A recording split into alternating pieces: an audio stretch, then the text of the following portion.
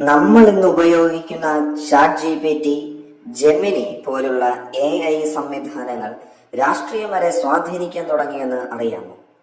തെരഞ്ഞെടുപ്പ് പ്രചാരണങ്ങളിൽ നിന്ന് സർക്കാർ സേവനങ്ങൾ വരെ ആർട്ടിഫിഷ്യൽ ഇന്റലിജൻസ് അഥവാ AI രാഷ്ട്രീയ ലോകത്തെ വേഗത്തിൽ മാറ്റിക്കൊണ്ടിരിക്കുകയാണ്. എന്നാൽ ഇത് ജനാധിപത്യത്തിന് ഗുണമാണോ അതോ അപകടമാണോ? ഇന്നത്തെ വീഡിയോയിൽ നമുക്ക് അത് പരിശോധിക്കാം. AI എന്താണ്? AI എന്നത് മനുഷ്യരെ പോലെ വിവരങ്ങൾ വിശകലനം ചെയ്യാനും തീരുമാനങ്ങൾ എടുക്കാനും കഴിയുന്ന കമ്പ്യൂട്ടർ സാങ്കേതിക വിദ്യയാണ്. വലിയ അളവിലുള്ള ഡാറ്റ ഉപയോഗിച്ച് AI പാറ്റേണുകൾ കണ്ടെത്തുകയും പ്രവചനങ്ങൾ നടത്തുകയും ചെയ്യുന്നു.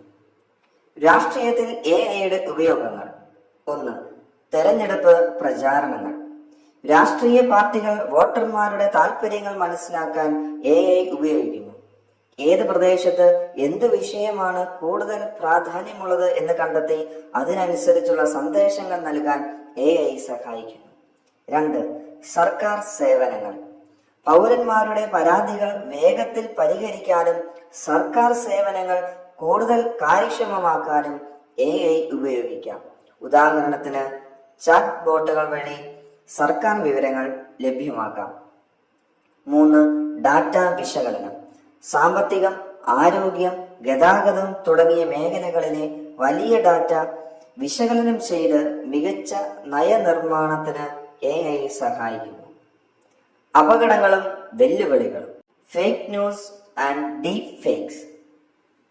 AI ഉപയോഗിച്ച് വ്യാജ വീഡിയോകളും ചിത്രങ്ങളും സൃഷ്ടിക്കാൻ കഴിയും. ഇവ തിരഞ്ഞെടുപ്പുകളെയും പൊതുജന അഭിപ്രായങ്ങളെയും തെറ്റായി സ്വാധീനിക്കാൻ സാധ്യതയുണ്ട്. സ്വകാര്യത പ്രശ്നങ്ങൾ. വോട്ടർമാരുടെ വ്യക്തിഗത വിവരങ്ങൾ വലിയ തോതിൽ ശേഖരിക്കപ്പെടുമ്പോൾ സ്വകാര്യത സംബന്ധിച്ച ആശങ്കകൾ ഉയരുന്നു. പക്ഷപാതപരമായ തീരുമാനങ്ങൾ. AI പഠിപ്പിക്കുന്ന ഡാറ്റയിൽ പക്ഷപാതമുണ്ടെങ്കിൽ അതിന്റെ തീരുമാനങ്ങളിലും അത് പ്രതിഫലിക്കാം. ഭാവിയിൽ എന്ത് സംഭവിക്കും?